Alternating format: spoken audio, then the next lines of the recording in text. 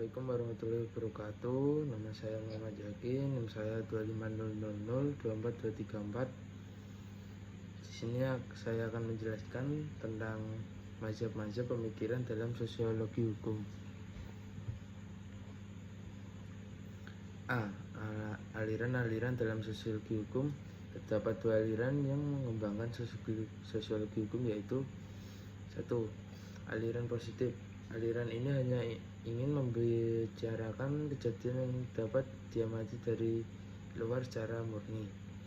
Mereka tidak mau memasukkan hal-hal yang tidak dapat diamati dari luar seperti nilai dan tujuan. Menurut Black, ia hanya berusaha dengan fakta yang dapat diamati, observed artinya. Ia tidak boleh memikirkan tentang adanya hukum, maksud hukum, nilai dalam hukum, dan lain-lain. Hukum adalah apa yang kita lihat dan terjadi dilakukan dalam masyarakat. Sosiologi hukum bertolak dari catatan-catatan mengenai kenyataan yang teramati tersebut, yang melatar belakangi tumbuhnya sosiologi dalam filsafat positifisme itu adalah bagian berikut. Semua pengetahuan harus didasarkan atas pengamatan empiris, baik itu alam, manusia, dan masyarakat. Pengamatan harus diberi nilai tinggi dari suatu gagasan. Dengan demikian, pengetahuan yang benar atau ilmiah dan empiris dan yaitu diturunkan dari agama dan filsafat. Itulah yang dikatakan positifisme sebagai pemikiran sosial awal. 2. Aliran normatif. Menurut aliran ini, hukum dalam merupakan fakta yang teramati tetapi merupakan suatu institusi nilai. Hukum mengandung nilai-nilai bekerja untuk mengapresiasi nilai-nilai tersebut dalam masyarakat. Menurut aliran ini, hukum bersifat derivatif, karena itu tidak dapat dipisahkan dari intuitif prim seperti politik dan ekonomi. Peletak sosiologi hukum di Eropa. 1. Durkheim dalam karyanya Division du Travail Social pada tahun 1983, masalah hubungan antara bentuk-bentuk kemasyarakatan dan jenis-jenis hukum. Pada hakikatnya, banyak jasanya untuk perkembangan sosiologi hukum yang sistematis dengan menelaah hubungan antara tipe-tipe hukum dan masyarakat yang serba meliputi. Sosiologi hukum itu harus membedakan antara jenis-jenis hukum. Klasifikasi pertama yang perlu diadakan ialah antara hukum yang bersesuaian dengan ketidakkawanan mekanis dan kesetiakawanan karena perbedaan. 2. Tipe pengaruh hukum yang paralel dengan 2 tipe ketidaksetiakawanan yang berlawanan dijelaskan dalam 2 jenis sanksi-sanksi dan teror organisasi yang lain-lain. Hukum yang timbul dari ketidaksetiakawanan mekanisme diiringi dengan sanksi-sanksi yang sifatnya mengekang, dan hukum yang timbul dari ketidaksetiakawanan yang organis diiringi oleh sanksi-sanksi yang sifatnya memulihkan. Sanksi yang sifatnya mengekang adalah suatu sanksi yang berarti suatu celaan dari masyarakat, suatu penghinaan terhadap kehormatan, baik dalam bentuk hukuman mati atau hukuman badan, penghapusan kemerdekaan, dan lain-lain, atau semata-mata pelecehan di mata umum. Hukum restitutif menjamin pembagian bebas kerja sosial yang berdiri sendirinya merupakan suatu akibat diasosiasikan dengan idaman kolektif yang lebih luas yang memperbolehkan penguasaan.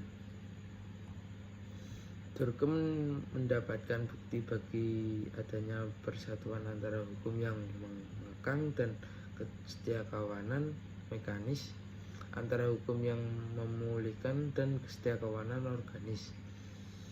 Dalam suatu masyarakat yang kesetiakawanan organis, suatu kesetiakawanan di antara mereka yang sejenis menjadi berkuasa. Maka sebagian besar dari hukum yang membebaskan diri dari hukuman pidana bahkan mulai menguasai hukum pidana itu. Demikian pula menurut Durkheim, kesetiakawanan organisasi seolah-olah runtuh menjadi apa yang dinamakan suatu kesetiakawanan kontrak atau kesetiakawanan yang membatasi suatu kesetiakawanan yang lebih erat dan lebih positif, yang lebih dianggap sebagai kesetiakawanan karena saling memasuki atau setengah peleburan. Bahkan dalam kerajaan Dirk Louis de Valentijn pada tahun 1900, ia memisahkan negara dari setiap ikatan yang perlu dengan kesetiakawanan organisasi dan menegaskan perannya yang berbeda sebagai suatu faktor dalam evolusi hukum-hukuman selama masih berdasarkan penguasaan. Hukum menjadi semakin keras sesuai dengan semakin rendahnya tipe masyarakat yang semakin mutlak kekuasaannya pusatnya. 2. Duguay dan Heriot. 3. Peletak dasar sosiologi hukum bangsa Prancis, Leon Duguay, meninggal pada tahun 1938. Emmanuel Lévy dan Maurice meninggal pada tahun 1930. Sampai pada sosiologi hukum, bukan dari sosiologi tetapi ilmu hukum. Dua orang tersebut dianggap sebagai murid-murid Durkheim, tetapi Heriot lah yang meneruskan sesuatu sintesa antara realisme dan idealisme sebagai suatu dasar bagi sosiologi hukum. Sebaliknya, Duguay menganggap dirinya realistis dan bukannya naturalistis dalam orientasinya, sedang Lévy cenderung kepada subjek feminisnya yang sangat idealistis.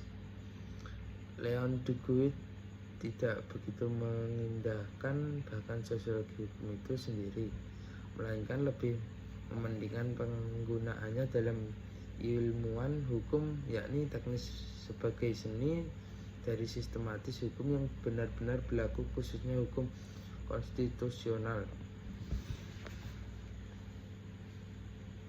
Sebagaimana halnya Durkheim, maka Duguay pun menghubungkan semua hukum itu, sedangkan kesetiakawanannya default, yakni ikatan sosial. Hukum objektif yang timbul dari kesetiakawanan yang semata-mata menguasai milieu sosial yang berlawanan dengan negara adalah bebas dari pernyataan kehendak, karena kehendak tidak dapat berbuat lebih selain daripada mengakuinya, dan menghasilkan akibat-akibat hukum yang hanya dengan menentukan kepala hukum objektif. Hukum objektif timbul dari kesetiakawanan sosial, tidak memungkinkan paham tentu suatu hak masyarakat kolektif, suatu pemerintah individu, dan juga hak individu yang memaksakan kepribadiannya kepada masyarakat kolektif dan individu-individu lainnya. Sesungguhnya organisasi yang diikat dari hukum tidak lain adalah gabungan saling berkaitannya dengan suatu macam pembagian wewenang serta tugas-tugas. yakni selalu melalui saling resap-meresap di antara hak-hak yang diberikan menyelenggarakan fungsi tertentu. Hukum yang tidak terorganisasi dan spontan adalah lebih tua dan lebih unggul daripada negara, bukan hanya unggul dari kekuasaan, juga lebih unggul dari tata tertib negara dan lembaga negara itu sendiri. Campur tangan membuat undang-undang tidak mampu mengubah hukum yang spontan dan terorganisasi. Demikian zaman sekarang ini karena dekade konsepsi inflatif tentang hukum antara bangsa dan konsepsi individualisme tentang hukum privat, maka munculnya tata tertib hukum yang realistis dan sosialatif dan objektif, dan yang sendirinya merupakan hasil dari suatu sejarah. Jasa digaul terutama sekali terletak dari caranya memperlihatkan adanya masalah-masalah tertentu yang tidak dilihat oleh hakim atau hukum yang spontan tidak terorganisasi hukum dan negara, dan dalam caranya mencegah masalah-masalah itu. Bagi Levy, hukum yang spontan ini semata-mata merupakan hukum kolektif dan di lain pihak sebagai kesadaran fenomena sebagai sifat dasar kita dan kemutlakan kita. Semua hubungan hukum yang berubah menjadi hubungan-hubungan antara orang-orang yang menyertai dan kepercayaan-kepercayaan. Levy telah memberikan kita suatu uraian tajam tentang perubahan-perubahan serta tanggung jawab dalam masyarakat kapitalis modern yang menuju ke arah suatu hukum berdasarkan nilai-nilai tidak tetap yang dipengaruhi dan tergantung kepada keyakinan jaminan kolektif terhadap risiko yang timbul dari ketidaktepatan itu. Berlawanan dengan realisme sesuatu dari duga dan idealisme subjektif dari Levy, Maurin seperti Durkheim merupakan mencari suatu dasar yang idealistis dan realistis sebagai sosiologi hukum. Sosiologi hukum Hariau yang mengutamakan analisis terhadap lapisan-lapisan keseimbangan yang merupakan lembaga. Hariau membedakan dua jenis lembaga, yaitu lembaga-lembaga kelompok, badan, dan ada yang dinamakan King Institution atau lembaga perizinan yang digunakan untuk berhubungan dengan yang lain. Kekuasaan dan kekuatan yang dipergunakan Hariau untuk menegaskan kemampuan tiap-tiap lembaga kelompok untuk menciptakan kerangka hukumannya sendiri. Ketegasan yang diperlihatkan dalam pengutaran masalah keserjamukan hukum memaksakan menelektiopologi hukum dari kelompok-kelompok tertentu yang khas, karena kerangka-kerangka hukum yang bersesuaian dengan tipe-tipe kelompok adalah kompleks karena terdiri dari berbagai jenis hukum yang timbul dari bentuk-bentuk kemasyarakatan, maka semuanya tidak dapat ditentukan ciri-cirinya tanpa mengetahui bentuk-bentuk kemasyarakatannya. Akhirnya ketiadaan analisis mikrologis membuatnya ragu-ragu untuk mengakui bahwa kepentingan umum diwakili oleh kelompok-kelompok lain dan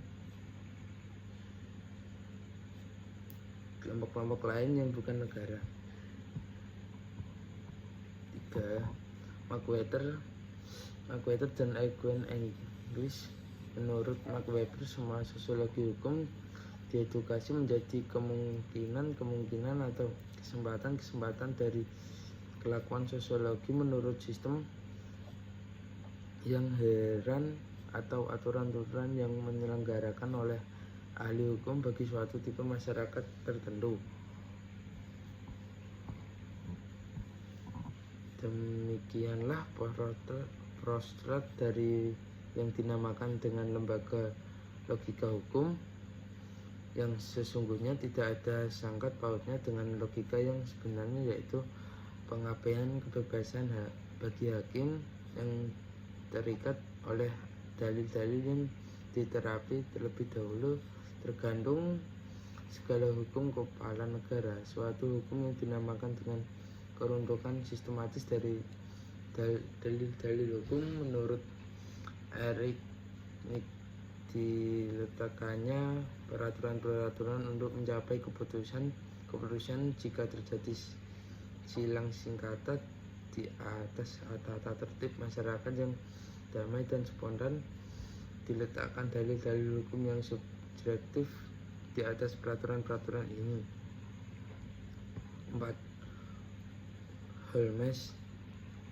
Hakim Holmes adalah suatu sahabat yang karib dari filosof dasar Amerika William James. Holmes sudah memberi syaraf dan yang disebut dengan tepatnya oleh Profesor Arunun revolusi sosiologi dalam ilmu hukum. Di Amerika, Holmes menekankan perlunya bagi sarjana hukum untuk berkaitan dengan pekerjaan memberikan perhatian kepada penelahan yang objektif dan empiris dari kenyataan suatu akuntan sebagai yang dilakukan oleh ilmu-ilmu sosial, khususnya sosiologi. 5. Rob Bond, sosiologi hukum di Amerika Serikat, telah menemukan keterjadian yang sangat terperinci dan Malvern berkat menemukan ilmiah sosial Bond pakat tiada tandingannya dari mazhab. 6. Benjamin Canduso, sosiologi hukum Hakim Canduso ini bertolak dari penunggupan tentang perlunya memperbaiki teknik hukum yang aktual dan menutup jurang antara teknik hukum dan kenyataan hukum yang hidup dewasa ini. Melalui konsep sempit dari metode sosiologi hukum yang diperlengkapi dengan metode logika secara analog dan juga metode tradisi dalam proses pengadilan, bahwa Canduso mengawali bukunya dan dalam beberapa kali hal ia menyatakan bahwa adanya kebiasaan yang menjadi hukum jika mendapat sanksi atau mampu mengadakan sanksi demi pengadilan. C. Charlisme hukum dan selanjutnya. K.M. Levenley dan Thurman Arnold mahasiswa realistis dan yang berkembang selama puluhan tahun terakhir ini merupakan suatu reaksi yang sangat terhadap orientasi yang bersifat terutama sekali teologis dan metodologis. Di beberapa mazhab dewasa ini di Prancis, studi-studi terbaru di lapangan sosiologi hukum pada umumnya memutuskan usaha kepada suatu penguraian dari percobaan-percobaan dalam hukum kepada suatu studi mengenai corak khas hukum bersifat serikat dengan berlawanan dengan hukum negara.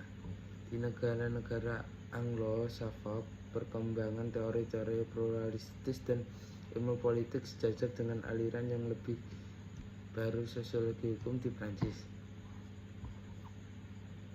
Di Jerman, Hugo Sinres dan Detak Reaklikum pada tahun 1935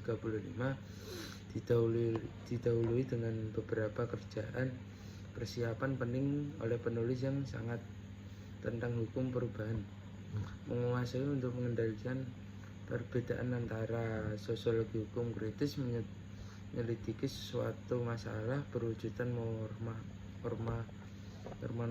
dalam kelakuan kolektif. Sosiologi hukum Dekritif semata-mata mengumpulkan fakta-fakta tentang kehidupan hukum dalam berbagai masyarakat. Sosiologi hukum generatif mengikuti perubahan-perubahan hukum menurut lingkungan-lingkungan serta pada zaman-zaman konkret. Sosiologi hukum kritis adalah berdasarkan sosiologi dekritif dan sosiologi hukum genetis berdasarkan kepada kedua sosiologi hukum tersebut, sedangkan sosiologi hukum teoritis memahkotai bangunan itu. Sekian dari saya. Assalamualaikum warahmatullahi wabarakatuh.